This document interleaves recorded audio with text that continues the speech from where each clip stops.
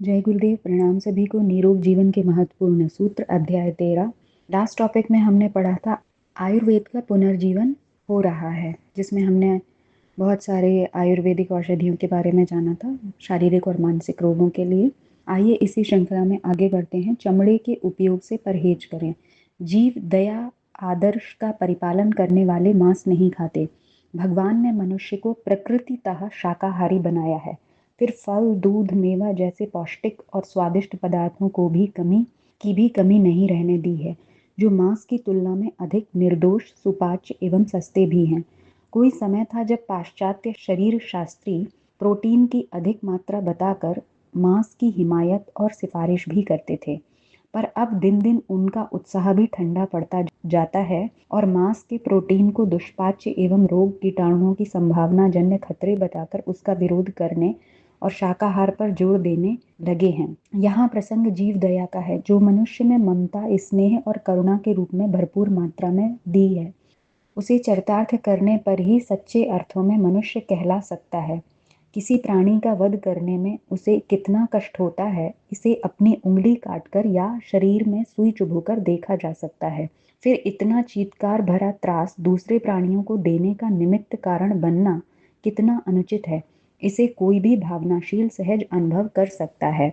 भावनाशीलों को इस संदर्भ में अधिक विवेकशील होना चाहिए और दूसरों को वैसा ही दयालु बनाने का प्रयत्न करना चाहिए। पशु हत्या में मांस के अतिरिक्त दूसरा प्रयोजन है बढ़ता हुआ चमड़े का प्रयोग। बढ़िया जूते इसी से बनते हैं, अटैची उसी की बहुतायत से बनती है, रोएदार चमड़े के कपड़े भी इसी प्रकार बनते हैं। धनी घरों की फैशनेबल महिलाएं अपने हैंड पर्स चमड़े के खरीदती हैं। यह खरीदकर एक प्रकार से मांस की बिक्री ही है। उससे पशु के मांस और चमड़े का दोहरा दाम मिलता है। फलतः कानून विरुद्ध होते हुए इस लाभदायक धंधे में अनेकों लोग लगते हैं और कितने ही पीठ पीछे रहकर अपनी पूंजी इस कार्य में लगाते हैं। फलतः पशुवध के आंकड़े बढ़ते ही जाते हैं।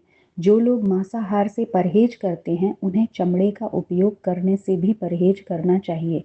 जो चीज़ें पहले मात्र चमड़े की ही बनती थीं, वे अब रबड़ की, प्लास्टिक की बहुलता से बनने लगी हैं और चमड़े की तुलना में सस्ती भी होती हैं। बाटा कंपनी के रबड़ के जूते, चप्पल मशहूर हैं।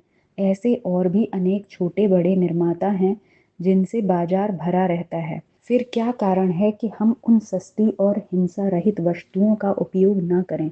मोटरों के पुराने टायरों से चप्पलें बनती हैं। कपड़े के जूते और प्लास्टिक के तले वाले भी बाजार में उपलब्ध हैं।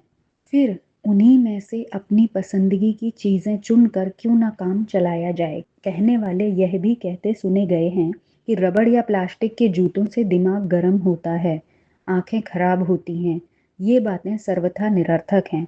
गायत्री तपोभूमि और शांति कुंज के सभी कार्यकर्ता चर्म रहित चप्पल पहनते हैं। ना उनमें से किसी का दिमाग खराब हुआ है, ना आंखें। और भी कितने ही लोग दामों में सस्ते होने के कारण इन्हें पहनते हैं। किसी को भी ऐसी शिकायत नहीं हुई है कि इससे किसी प्रकार की स्वास्थ्य की हानि होती हो।